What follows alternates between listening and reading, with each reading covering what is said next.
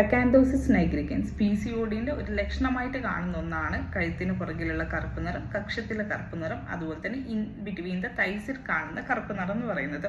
ഇത് കണ്ടു കഴിഞ്ഞാൽ നിങ്ങൾ എന്താണ് ചെയ്യേണ്ടത്? ഒന്നാമത്തത്, നിങ്ങൾ പ്രീ ഡയബറ്റിക് സ്റ്റേജിലോ ഡയബറ്റിക് സ്റ്റേജിലോ ആയിരിക്കാം. അതുകൊണ്ട് തന്നെ ഇത് മനസ്സിലാക്കാൻ വേണ്ടിയിട്ട് ഒരു HbA1c ടെസ്റ്റ് ചെയ്ത് നോക്കാവുന്നതാണ്.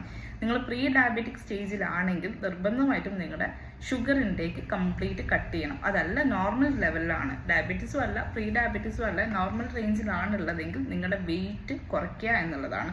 രണ്ടാമത്തെ കാര്യം എന്ന് പറയുന്നത് സ്ട്രെസ് മാനേജ് ചെയ്യുക എന്നുള്ളതാണ്. ഈ കറുപ്പ് നിറം വരാനുണ്ടാവുന്ന കാരണം എന്ന് പറയുന്നത് ഇൻസുലിൻ റെസിസ്റ്റൻസ് കൂടുതലുള്ളത് കൊണ്ടാണ്.